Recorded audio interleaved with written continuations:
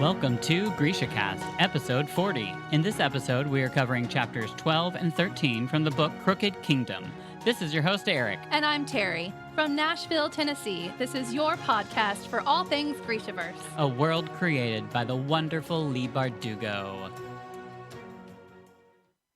Moi Soverenyi casters. Hello! It is us. It is us. And we're really excited to be here. We are. Let's thank some listener cities.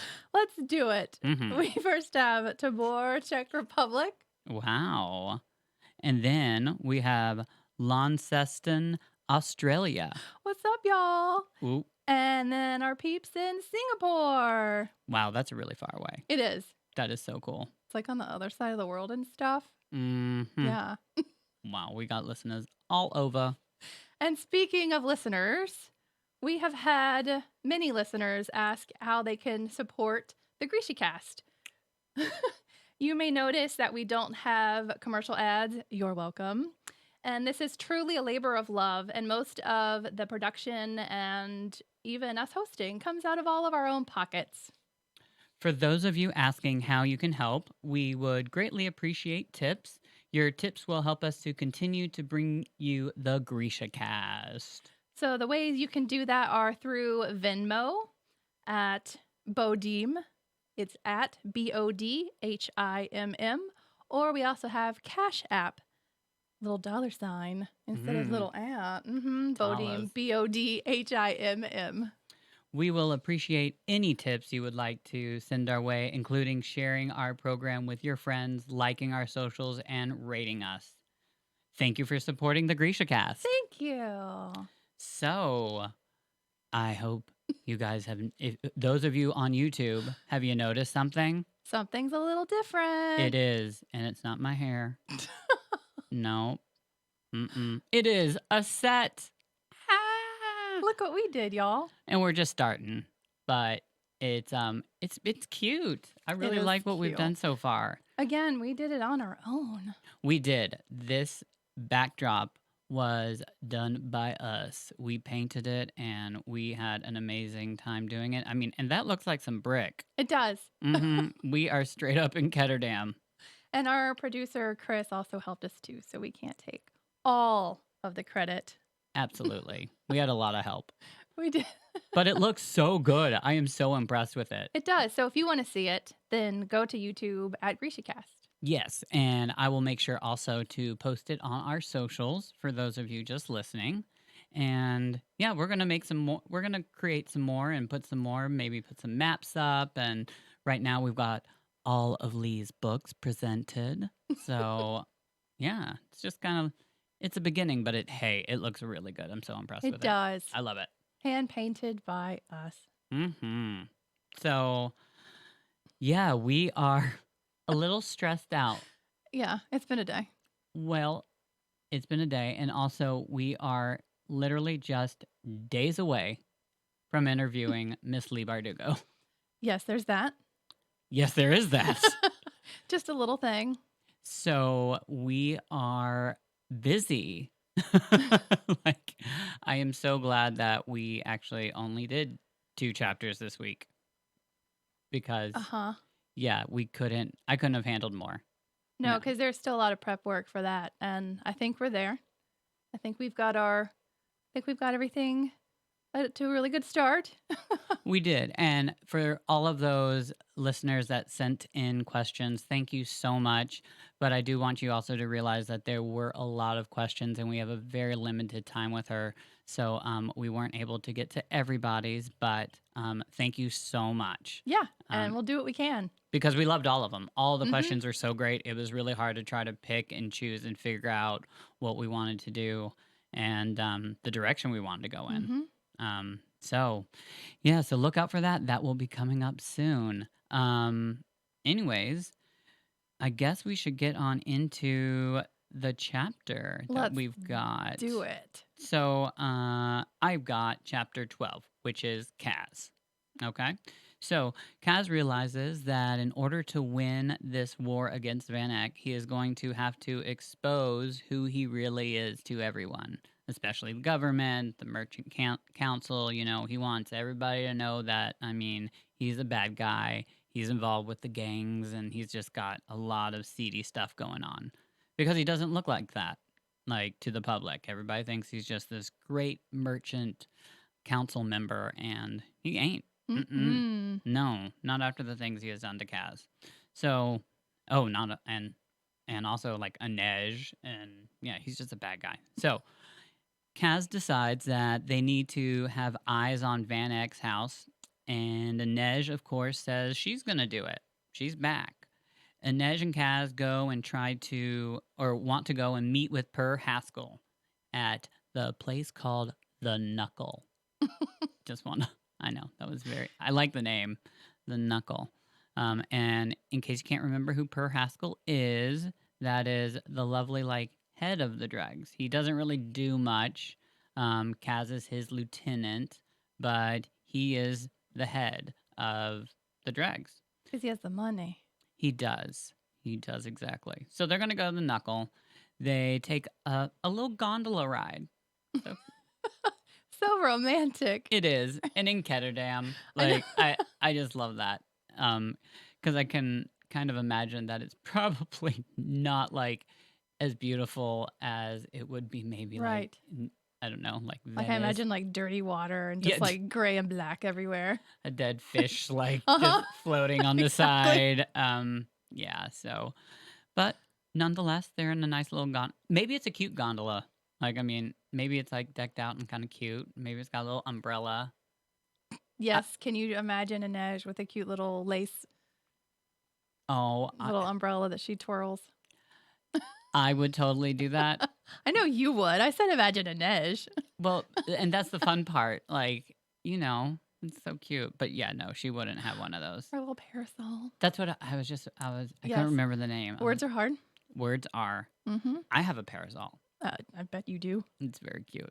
So anyways, they can't meet at the Slat because obviously Van Eck will have those places being watched. Like, they have to be secretive about this because Van Eck is definitely trying to figure out where they are. So Inej and Kaz find him, and they scare the hell out of him in an alley. And that is going to bring us to our first scene where I'm going to be playing Per Haskell. So you guys get ready for that. And Terry will be playing Kaz. So this will be their conversation. So, you ready, girl? I'm ready.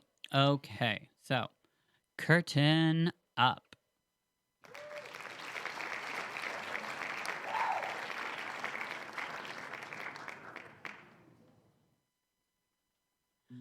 You know what trouble you brought down on me today, boy.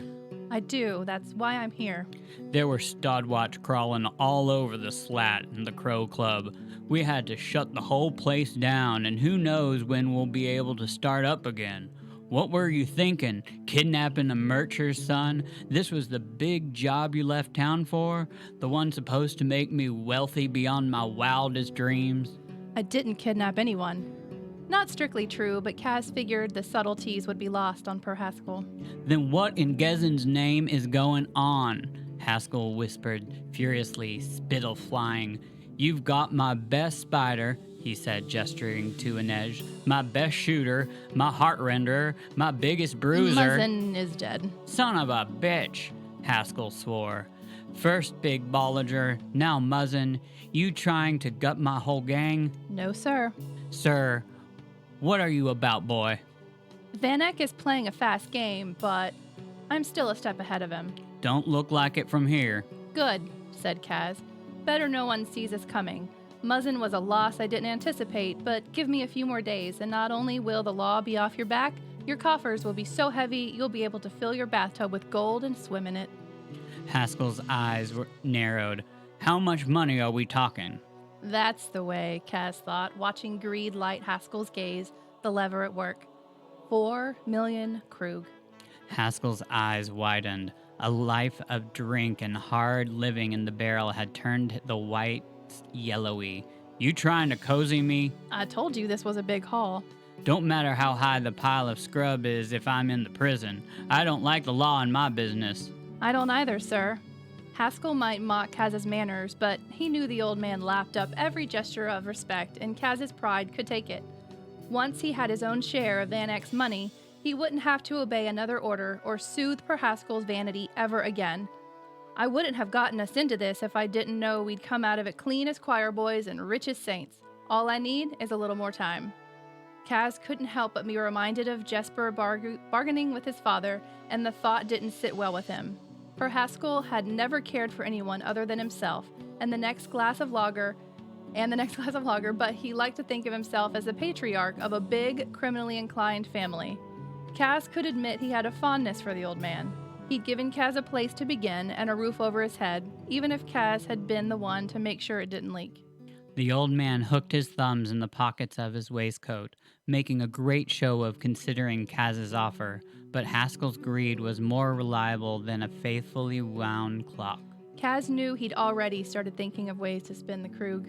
All right, boy, said Haskell. I can portion you a little more rope to hang yourself, but if I find out you're running game on me, and you'll regret it. Kaz schooled his features to seriousness. Haskell's threats were almost as empty as his boasts. Of course, sir. Haskell snorted. The deal is the deal, he said, and the wraith stays with me. Kaz felt Inej stiffen by his side. I need her for the job. Use Rotor. He's spry enough. Not for this. Now Haskell bristled, puffing his chest out, the false sapphire of his tie pin glinting in the dim light. You see what Pekka Rollins is up to? He just opened a new gambling hall right across from the Crow Club. Kaz had seen it. The Kalish Prince, another jewel in Rollins' empire, a massive betting palace decked out in garish green and gold as some ridiculous homage to Pekka Rollins' homeland. He's muscling in our holding, said Haskell. I need a spider, and she's the best. It can wait. I say it can't.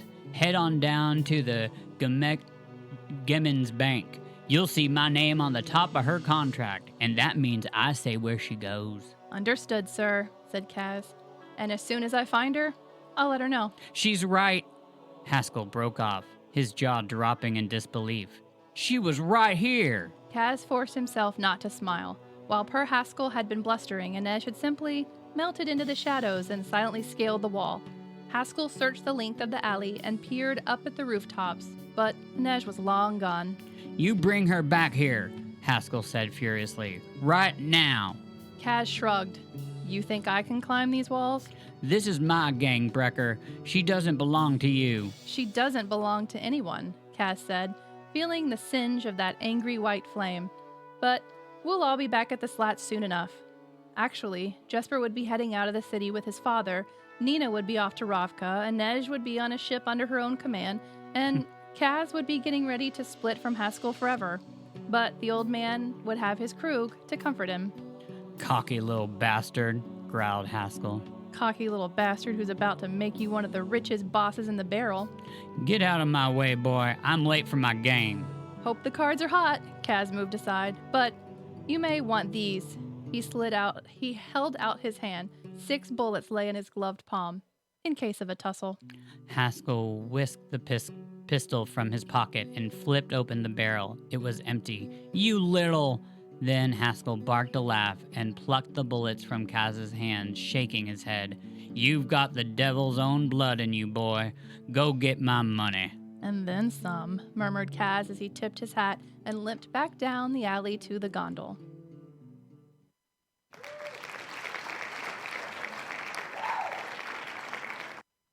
End scene. Didn't you love how Haskell was real Southern? Yes, I did. Yep. Because, I mean, you know, there's some real Southern people up in Ketterdam. Uh-huh. So many. Yeah, that was kind of funny. I wanted to have fun with it, and then that's what happened, and then I couldn't change. Nope, you have to stick with it. So I just, I didn't mean to all of a sudden, be that Southern, but that's what happened. And you stuck with it. You Hey. stayed in character. That's what you got to do. That's what we do here like on a professional. Because I am professional. Mm-hmm. So, anyways, that's a fun little note now. I'll always remember whenever I'm reading him. He'll just always have this real deep southern drawl. Oh, Haskell. He'll talk like the Colonel. Haskell even sounds like a really deep southern name. But Yeah, it kind of does. okay, so anyways, moving on. Kaz gets back in the gondole and starts floating away. Inej quickly jumps back in with him and tells Kaz she can handle the surveillance of Van Eck's house on her own. Since he realizes there's no convincing her otherwise, he asks where she thinks a good view would be. She suggests the Church of Barter. They can view his house from the roof. Inej could have scaled the wall and been on top of the roof quickly, but Kaz's leg was hurting very badly. He never would admit that. So picked the locks and they went through the chapels. And will you please show? Oh, do you have the Ketterdam map up for me? There it is. Awesome. So those of you on YouTube, I've got a small little portion of the Ketterdam map. For those of you that are just listening, you can always flip to the first couple pages of your book. There's the map of Ketterdam. And I, excuse me, I personally love using the map in this book because there is so much like in this one map of Ketterdam that helps you understand the story. I'm so sorry. I had to get that out. So, anyways, what we're about to read about is the Church of Barter, and you'll see that I've got that highlighted. It looks like a hand. That's the cool thing. This building looks like a hand, and then over to the right hand side of this picture is where Van Eck's mansion is. Okay, so here's the quote. The Church of Barter was built on the plan of Gessen's hand, the vast cathedral located in the palm, with 5 stubby naves radiating along the 4 fingers and thumb, each fingertip terminating in a stack of chapels. They'd climbed the chapels at the tip of the pinky and now cut down to the roof of the main cathedral and then up the length of Gessen's ring finger, picking their way along a jagged mountain range of slippery gables and narrow stone spines. End quote. So we are now going to go to scene 2. Yeah, we got them for you this evening, guys. Yeah, we do. We do. So in this scene, I will be playing Kaz and Terry will be playing Inej. So, curtain up.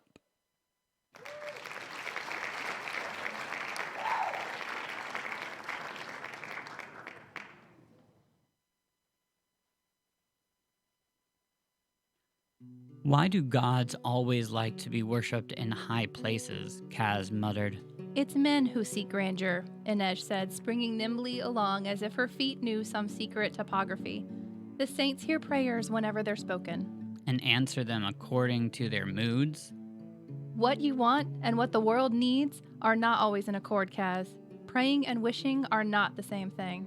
But they're equally useless. Kaz bit back the reply. He was too focused on not plummeting to his death to properly engage in an argument.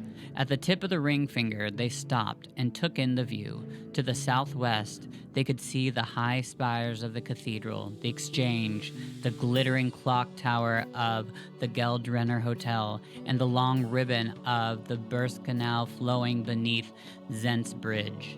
But if they looked east, this particular rooftop gave them a direct view of the Geldstadt, the Geld Canal beyond, and Van Eck's stately home. It was a good vantage point to observe the security Van Eck had put in place around the house and on the canal, but it wouldn't give them all the information they needed. We're going to have to get closer, said Kaz. I know, said Inej, drawing a length of rope from her tunic and looping it over one of the roof's finials. It will be faster and easier and safer for me to case Van Eck's house on my own. Give me a half hour. By the time you make it back to the gondole, I'll have all the information we need. He was going to kill her. You dragged me up here for nothing. Your pride dragged you up here. If Van Eck senses anything amiss tonight, it's all over. This isn't a 2-person job, and you know it. Inej. My future is writing on this too, Kaz. I don't tell you how to pick locks or put together a plan. This is what I'm good at, so let me do my job. She yanked the rope taut. And just think of all the time you'll have for prayer and quiet contemplation on the way down. She vanished over the side of the chapel. Kaz stood there, staring at the place she'd been only seconds before. She'd tricked him. The decent, honest, pious Wraith had outsmarted him. He turned to look back at the long expanse of roof he was going to have to traverse to get back to the boat. "Curse you and all your saints," he said to no one at all, then realized he was smiling. End scene. That was a little late. But yeah, so Inej is just back at it. I mean, I'm sorry, she went through this crazy ordeal, but is just back jumping around. No rest. No, no rest for the wicked. But yeah, she's just getting around. And I can't believe Kaz actually went all the way up there. Like, that was a really steep climb. And it was just, Well, you know why he did it. well, yeah, of course. But at the same time, it's just, that's so crazy. He did it because he loves Inej, and even though it's probably really hard for him, and because he even was talking about how that she needed the net, so he didn't Right. want her to have to go on her own. Yeah. So thanks for being a part of that map part with me, guys. I love just looking at those maps, and I just think it's really cool. So, anyways, I will continue to keep using that map and bring it out whenever I want to. So you guys just get ready. So Kaz got back in the gondole and thought about how he hated that Inej was right. The surveillance was not a two-person job. Here's the quote. "She was the Wraith, the Barrel's best thief of secrets. Gathering intelligence without being spotted was her specialty, not his. He could also admit that he was grateful to just sit for a moment, stretch out his leg as water lapped gently at the sides of the canal. So why had he insisted that he accompany her? That was dangerous thinking, the kind of thinking that had gotten Inej captured in the first place. I can best this," Kaz told himself. By midnight tomorrow, Kuwei would be on his way out of Ketterdam. In a matter of days, they would have their reward.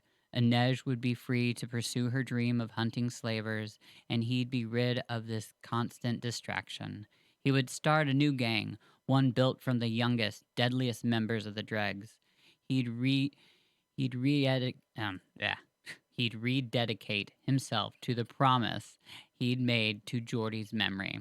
The painstaking task of pulling Pekka Rollins' life apart piece by piece. And yet, his eyes kept drifting to the walkway beside the canal, his impatience growing. He was better than this. Waiting was the part of the criminal life so many people got wrong. They wanted to act instead of hold fast and gather information.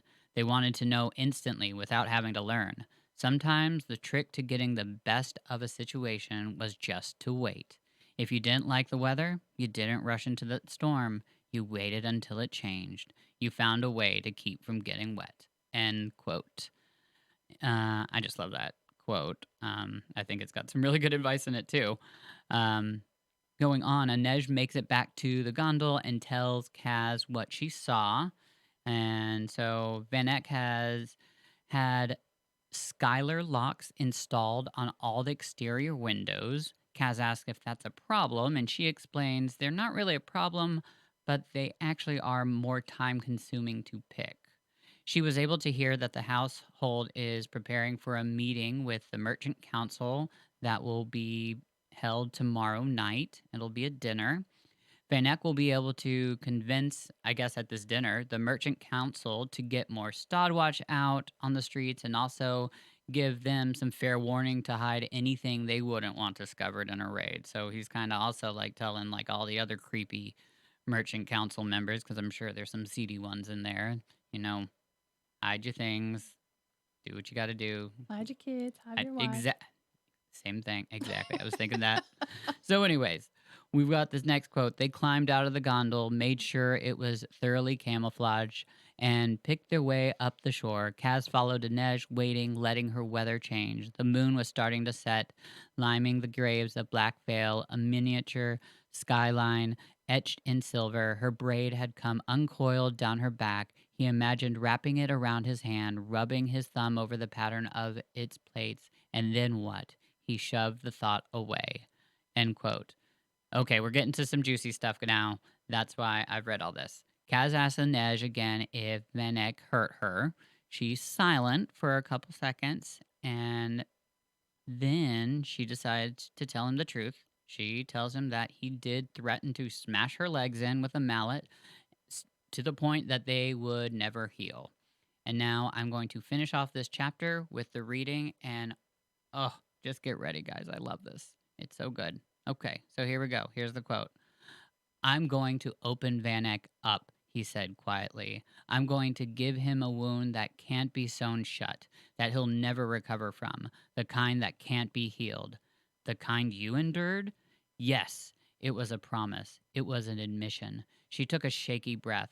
The words came like a string of gunshots, rapid fire, as if she resented the very act of speaking them. I didn't know if you would come. Kaz couldn't blame Van Eyck for that. Kaz had built that doubt in her with every cold word and small cruelty. We're your crew, Inej. We don't leave our own at the mercy of merch scum. It wasn't the answer he wanted to give. It wasn't the answer she wanted. When she turned to him, her eyes were bright with anger. He was going to break my legs, she said, her chin held high, the barest quaver in her voice. Would you have come for me then, Kaz? When I couldn't scale a wall or walk a tightrope? When I wasn't the wraith anymore? Dirty Hands would not. The boy who could give them through this, the boy who could get them through this, get their money, keep them alive, would do her the courtesy of putting her out of her misery, then cut his losses and move on. I would come for you, he said, and when he saw the wary look she shot him, he said it again. I would come for you, and if I couldn't walk, I'd crawl to you, and no matter how broken we were, we'd fight our way out together. Knives drawn, pistols blazing, because that's what we do. We never stop fighting. The wind rose, the boughs of the willows whispered, a sly, gossiping sound. Kaz held her gaze, saw the moon reflected there, twin scythe of light. She was right to be cautious, even of him, especially of him. Cautious was how you survived. At last she nodded, the smallest dip of her chin. They returned to the tomb in silence. The willows murmured on. End chapter, end quote. So I love that. I just think it's probably the most romantic thing Kaz has said so far. Yes, that's definitely very romantic for Kaz. Yeah. I mean, it's the most romantic we've had so far. And I love it. He, Yeah. well, we've had a lot of hints in this chapter that, I mean, he's really struggling with his feelings for Yes. her. Yes. It's becoming way more apparent now. Mm-hmm. He's just it's not easy for him to ignore. I mean, he even mentioned that like when everybody was going to go off and do their own thing after this heist, this job was done, that at least she would be out of his face. He wouldn't have to worry about it anymore. So the distraction would be gone. Yes, exactly. Mm-hmm. Wow. Yeah. And that's so sad. I feel bad that Kaz has those feelings because, I mean, He's broken. he is. He's very broken. But anyways, we've got more. So yeah, so that was that chapter. So we're gonna move on. So I have chapter 13, and it's such a fun chapter. It is. There's a lot. I loved this chapter so much. It's very it kind of changes pace a little bit. It's a little more lighthearted, where we've been very serious, but it's a little lighthearted moment that I just love. Oh, and the characters. Oh. So Nina is like still feeling the after effects of this Purim. She's still not feeling great. She's still not hungry. She can barely have the tea that Inej gave her. And they have a little bit of discussion while she's trying to down this tea about still being afraid of what's happening, even though they've been through all kinds of stuff like the ice court. And Inej says that she thought that maybe she was beyond fear. And I had this little quote from Nina because it's one of our characters from the past. Quote, Zoya used to say that fear is a phoenix. You can watch it burn 1,000 times and still it will return. End quote. So a little Zoya wisdom there for you. Even if you think fear is gone, it can come right back, which we've talked about that before. Yeah. About how certain things can trigger things even when it's gone too. Absolutely. And about that time, Matthias walks in dressed all kinds of funny. He's got a tufted cap on and a woolly red vest. Aww. And Nina's like, what in the world is happening here. Oh. So they are dressing up so that they can go kind of in disguise to the Ravkin area. Like it's near the embassy. They call it Little Ravka. It's really cute. But they are Sven and Katrine Alfsen. It is such a cute moment when you see your partner, lover, dressed up in an outfit for the first time, like a costume. Yeah. I will always, always remember my dear husband, and you were there when we did Alice in Wonderland, Yes. and he went as and he was the rabbit with I was his. thinking about another costume of his. Oh, well, there were a couple. Uh-oh, how naughty we gonna get, girl? Well, I was thinking about the cute Yeah. little bunny Yes. rabbit like tail that When he he was the had. white rabbit, yeah, that was really cute. That was so cute. It was cute. He went all out. He also dressed as a hot dog one time. No, he was mustard, wasn't he? No, you were mustard. I was Gosh. that was right. That was the best moment. It actually really I went cute. as a hot dog for a different time. Oh my Yeah. god. So that story is hilarious. We have to tell it. So I'm Jewish, as you guys all know. No. Surprise. Oh my god. So we like to every once in a while celebrate some of those when I grew up I celebrated all the holidays. And they were fun. And there's this holiday called Purim where it's kind of like a Jewish Halloween. And what I mean by Jewish Halloween is just you dress up in costumes. You don't go like get trick or treating or anything. But you go to synagogue all dressed up and whatever you want. But it's not scary. So anyways, Terry came along and the kids were there, right? Yes. You brought your kids. My kids were there. And we were all cacti. Yes, you guys were all cacti. That was cute. Well, Chris and I didn't really prepare for it. So we just rummaged through our bin of like costumes and we have this a hot dog and mustard. And I guess this might have been like maybe the second time or something because I went as the mustard bottle and I normally go as the hot dog. But anyways, Chris was the hot dog and the whole thing's over, but we're all eating in this huge social hall. And Chris is a very big coffee drinker. And Terry and I are sitting, I don't know what we're doing, I don't know whether we're eating, but we were just sitting at the table and Okay. I look across the room. I'm just scanning the room. And one of the funniest images that is now currently in my brain is the image of a hot dog pouring coffee. And seriously. Yes. Very seriously in his little hot dog costume, getting himself some coffee. It was the most. It was cute. It was very so cute. Because he was determined. He was getting his coffee. Was it? Yes. The image of a hot dog getting coffee is imprinted on my brain forever. And I thank you, Chris, for that. Yes. Thank you, husband. It was so funny. And I remember when he came back and we were laughing, he had no clue. What? But yeah, he just looked so cute. It was very cute. Yeah. Okay. All right. Anyways, back to Matthias. He's not dressed like a hot dog. But he is dressed up weirdly. He is. Although it is Fierden. Yes. Just not Druskella. It's actually Fierden. But so because they have the same last name, Nina starts batting her lashes and she's like, "Oh, are we married?" Mm. And he's like, "No, dude, we're brother and sister." Dude. Dude. I just imagine Matthias as being a very dude. He's a very bro in my head. So the reason why they're brother and sister is because it's just easier to use the same parents for both papers instead of having to do 4 different people. Right. But I think that's hilarious. So they're like, maybe let's not be all over each other in public. And Nina's like, yeah, I wish. Because we know at this point that Matthias just hasn't been very handsy like she would like to be. Right. So Matthias is like, well, you like what I'm wearing? Because I got something for you. And hands her her costume, her little disguise clothing. And it is homespun, just basic knitwear.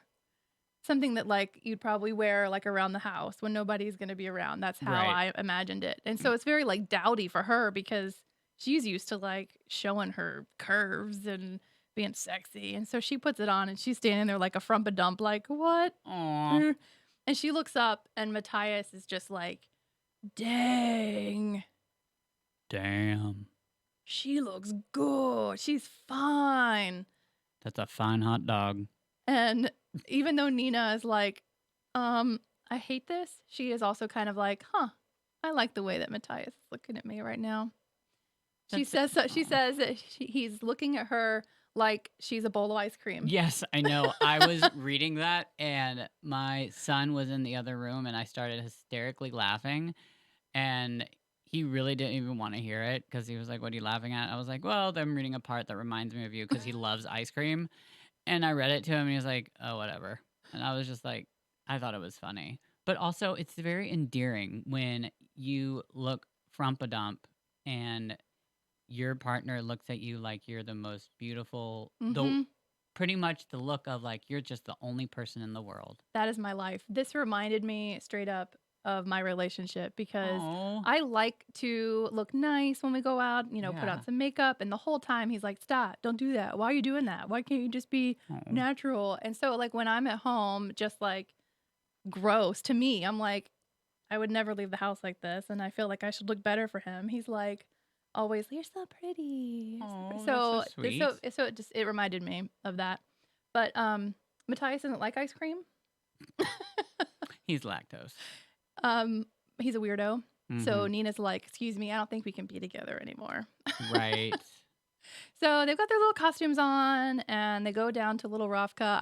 I love saying Little Ravka. It's like, It's cute it's just because so I'd love cute. to see little Robka. I know. It's making Nina a little homesick, but she's also a little bit like, you guys are a little old school. Like you're holding on traditional things a little too much. Yeah. They pass by the relics. Remember how there were bones in our Yes. previous books from the saints? They Mm-hmm. pass by those, and Matthias is like, why in the world would you do that? That is the most silly, superstitious thing, whatever. And Nina's like, excuse me, you Yeah. guys talk to trees. Right. I mean, exactly. It's their culture. Excuse me, son. Like, no. Don't You mess. Don't mess with our culture. So she's like, why is it so hard to believe that instead of a god making these things, that a Grisha made our world just like they made the ice court? Oh yeah, exactly. Because she Duh. points that out how She does. beautiful it is. Mm-hmm. Mm-hmm. Yeah. So they're walking along and people are looking at them kind of funny. And she looks over at Matthias and realizes that he is glowering at everybody. Remember, he's a big guy and he's huge. scary looking. And she's like, maybe could you try not to look like that? Try to look friendly. And he tries, and she's like, no. Now you look sleepy.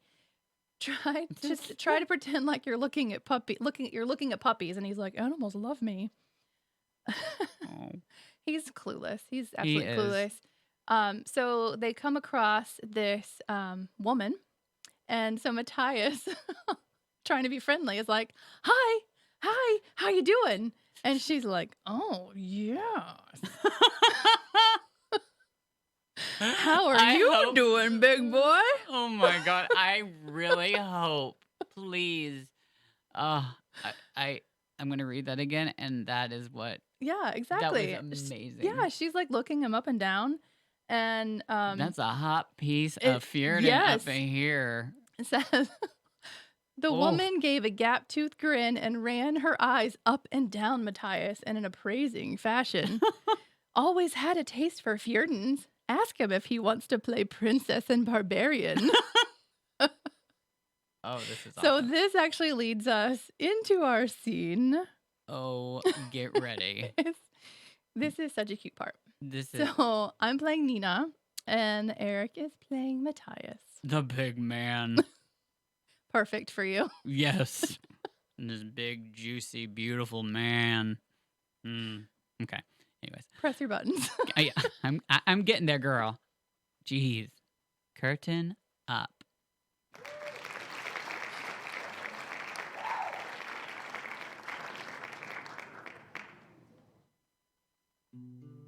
What did she say? Asked Matthias. Nina coughed and took his arm, leading him away. She said you're a very nice fellow and credit to the Fjorden race. Ooh, look, Bleenie! I haven't had a proper Bleenie in forever. That word she used, babink, he said. You've called me that before. What does it mean? Nina directed her attention to a stack of paper-thin buttered pancakes. It means sweetie pie. Nina. Barbarian. I was just asking. There's no need to name call. No, babink means barbarian. Matthias's gaze snapped back to the old woman, his glower returning to full force. Nina grabbed his arm. It was like trying to hold onto a boulder. She wasn't insulting you, I swear. Barbarian isn't an insult? He asked, voice rising. No, well, yes, but not in this context. She wanted to know if you'd like to play Princess and Barbarian. It's a game. Not exactly. Then what is it? Nina couldn't believe she was actually going to attempt to explain this. As they continued up the street, she said, in Ravka, there's a popular series of stories about, a brave Fjorden warrior. Really? Matthias asked. He's the hero? In a manner of speaking, he kidnaps a Ravkan princess. That would never happen. In the story, it does. And, she cleared her throat, they spend a long time getting to know each other in his cave. He lives in a cave? It's a very nice cave. Furs, jeweled cups, mead. Ah, he said approvingly. A treasure hoard like Ansgar the Mighty. They become allies then. Nina picked up a pair of embroidered gloves from another stand. Do you like these? Maybe we could get Kaz to wear something with flowers. Liven up his look. How does the story end? Do they fight battles? Nina tossed the gloves back on the pile in defeat. They get to know each other intimately. Matthias's jaw dropped. In the cave? You see, he's very brooding, very manly, Nina hurried on. But he falls in love with the Ravkan princess, and that allows her to civilize him and... To civilize him? Yes, but that's not until the third book. There are 3? Matthias, do you need to sit down? This culture is disgusting. The idea that a Ravkan could civilize a Fjorden. Calm down, Matthias. Perhaps I'll write a story about insatiable Ravkans who like to get drunk and take their clothes off and make unseemly advances toward hapless Fjordens. Now that sounds like a party. Matthias shook his head. But she could see a smile tugging at his lips. She decided to push the advantage. We could play. She murmured quietly enough so that no one around them could hear. We most certainly could not. At one point, he bathed her. Matthias' steps faltered. Why would he... She's tied up, so he has to. Be silent. Already giving orders. That's very barbarian of you. Or we could mix it up. I'll be the barbarian and you can be the princess. But you'll have to do a lot more sighing and trembling and biting your lip. How about I bite your lip? Now you're getting the hang of it, Helvar. You're trying to distract me. I am. And it's working. You haven't so much as glared at anyone for almost 2 blocks. And look, we're here. That was fun. How fun was that? I know. That was awesome. I guess it doesn't have a whole lot to do, like, with the main plot. But not at all, but it was... It's character building between the two of them. Yes, and cute. And it's just, I really liked that. It was cute. Yes. That's and awesome. it's actually kind of similar to their story in a way. Yeah, totally. Because the Fjorden took the Ravkan and they had to run away and they got to know each other in like a empty house somewhere. Right. So yeah, it's very similar. It is. And that's what I got from it. So they are there at the tavern and they say the little secret code, which is good health to young King Nikolai. Long may he reign with a light heart and a heavy fist. Aw. Hey, but it gets him in. That's what you have to say to get in the tavern. The love second they Nikolai. get in the tavern, the door slams. Boom. And everybody pushes away from their desk and they just start shooting. Oh, Lord. Or they pull out guns. They pull Yes, out they pull guns. out guns. Yes, they pull out guns. And Nina and Matthias are like, oh my God, they're getting ready. Matthias has a pistol. And Nina like pulls her hands up. And all of a sudden there's a heartrender on their side trying to get after Nina. And Matthias doesn't even wait. He drops this like dusk bomb that Shirley Weiland made for him. And a dusk bomb is this little bomb that like creates this huge haze because the Heartrender has to be able to see their target. So Right. this bomb like makes this huge haze so that the Heartrender can't see Nina anymore. And at the same time, Nina's like, well, now here's my chance. So she takes her hands out to try to get back at this Heartrender, but she feels nothing. She can't feel anyone in the room. She's helpless. Oh. So she just like tries again, and something weird happens. And Which, so I have this quote. But from the edges of her consciousness, she sensed something else, a different kind of awareness, a pocket of cold in a deep lake, a bracing shock that seemed to wake her cells. It was familiar. She'd felt something similar when she'd brought down the guard that night that they'd kidnapped Alice. But this was much stronger. It had shape and texture. She let herself dive into the cold, reaching for that sense of wakefulness blindly, greedily, and arced her arms forward in a movement that was as much instinct as skill. The tavern windows crashed inward in a hail of glass. Fragments of bone shot through the air, peppering the armed men like shrapnel. The relics from the vendors' carts. Nina realized in a flash of understanding. She'd somehow controlled the bones. End quote. crazy. So instead of, she didn't like find the people near her, but she found pieces of bodies Yes. and hurled them at them. And That's so weird. it is. It's very weird. But another part I like about that quote is I really like the feeling of the pocket of cold in a deep lake. Like we all know what that feels like. Well, yeah, exactly. And there's just something about that. When I was reading, I could actually kind of feel it. And we're all like learning right now, like what really is going on with Nina's power. And we have to remember that the first time she accidentally killed that soldier, it was dust. Yes. So, like, maybe it was like dust from the bones. I mean, Who knows? so I mean, she obviously, She's got something going on with her. yeah, it's just something unheard of. Yeah. So, cool. So the other people that are after them do not like this. They don't like bones being thrown at them. So they do start like opening fire. And the second the bullets start leaving the gun, Nina feels herself being swept up and like pinned against the ceiling. And she quickly realizes that everyone else is too. Everyone in the room is like pinned against the ceiling with their backs to the ceiling. You're not and fighting. Matthias clearly is not happy. No. So she looks down and there's a woman coming in. And she realizes almost immediately Oh my God. who it is. Hi. So here's a quote. Oh my God. Zoya stepped into the light, a vision in sapphire silk, her cuffs and hem embroidered in dense whirls of silver.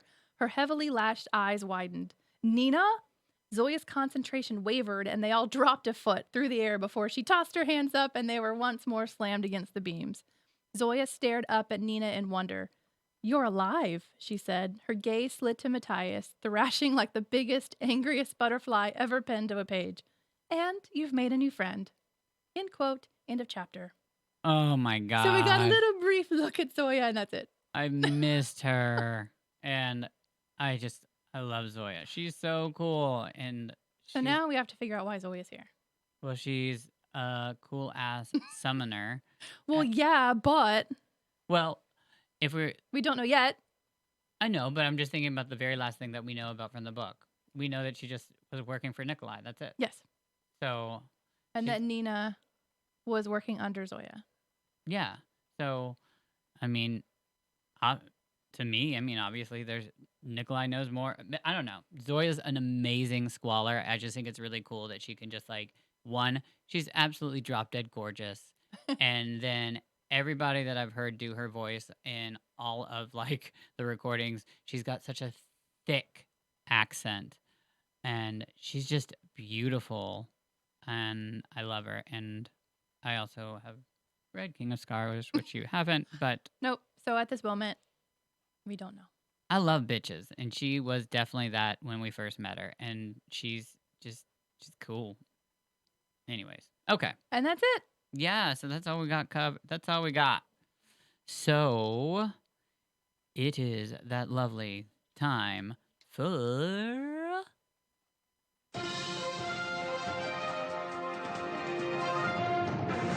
GrishaCast GrishaCast news. news. Okay, so That we wasn't got our best. no, but hey, we tried. We got a little bit. Lee Bardugo did post something on Instagram, and the picture is a picture of a small orchestra playing music, and then she wrote on the picture, "Sitting here listening to at Joe composer conduct the S&B score played by musicians thousands of miles away. I am in tears. We can see the scene they're scoring to, but I can't share that yet." That's the end.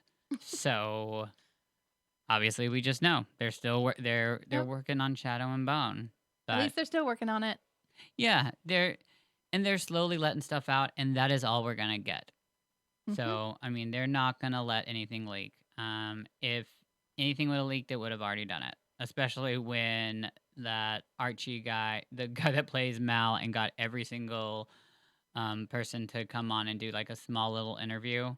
It was on Instagram Live or something. It was like during the quarantine. It was some kind of like it was the Shadow and Bone competition, talent competition, and for every $100 that got raised, he would get another cast member, and pretty much everyone was on there, and none of them leaked a single thing. Pretty much, they were just told, "You can smile and say you're in Shadow and Bone and who you are Well, and who good for you them.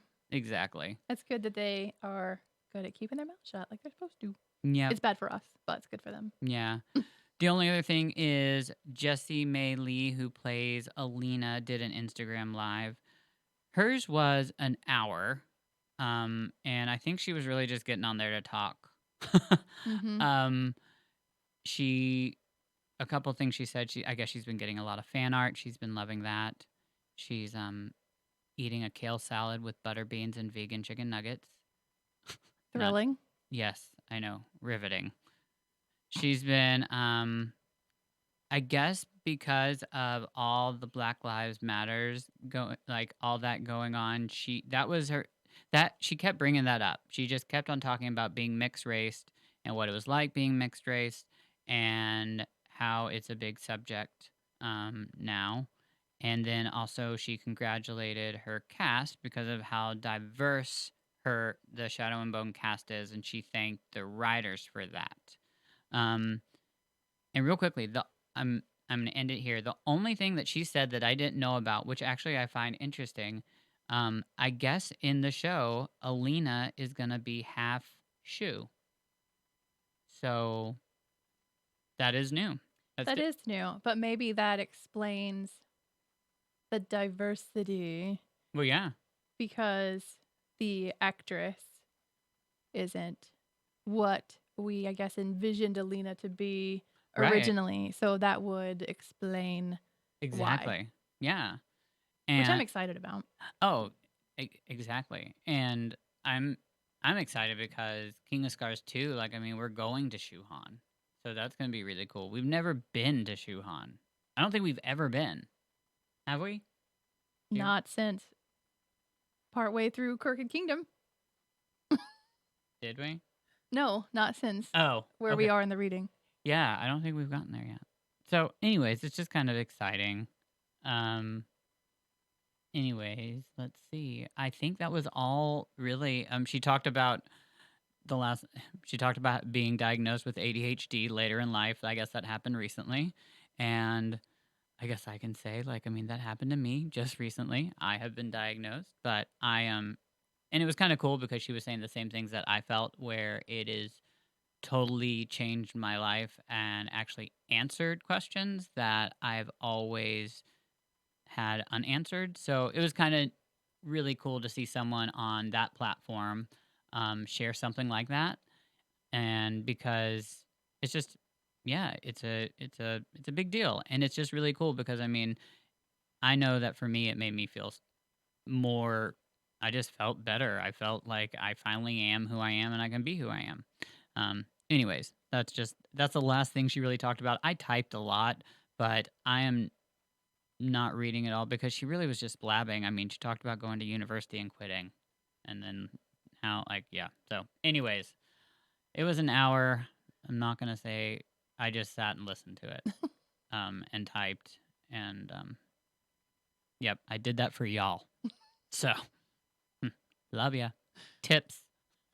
Anyways, yeah, so I don't think I have anything else. No.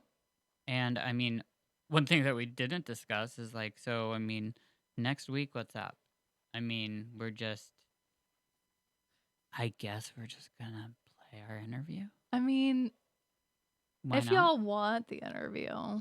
I figured you guys would. Yeah. So since we have been pretty stressed and working our butt off, we are going to do the interview, and that will be next episode. That'll be the next episode playing next Friday. So you can hear it or see it. If you want to see it, go to YouTube because you'll be able to see Lee. And we're gonna be doing it on Zoom because obviously she can't come here because we're all safe peeps. But it's a huge opportunity for us. So I'm flipping out. I don't know if I'll sleep in between now and then. Terry is really going to have to help me a lot. So you'll probably listen to it and watch it and only hear Terry's voice because I might not even be able to talk. Oh, you will.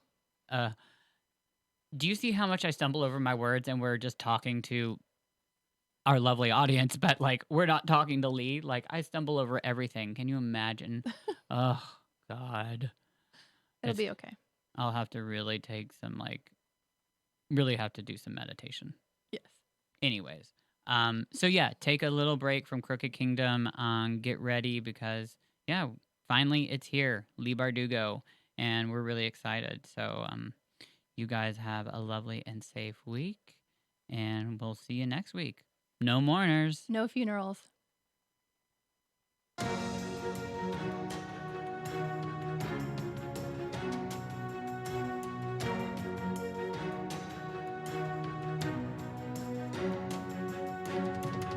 This has been GrishaCast. Connect with us on the web at GrishaCast.com.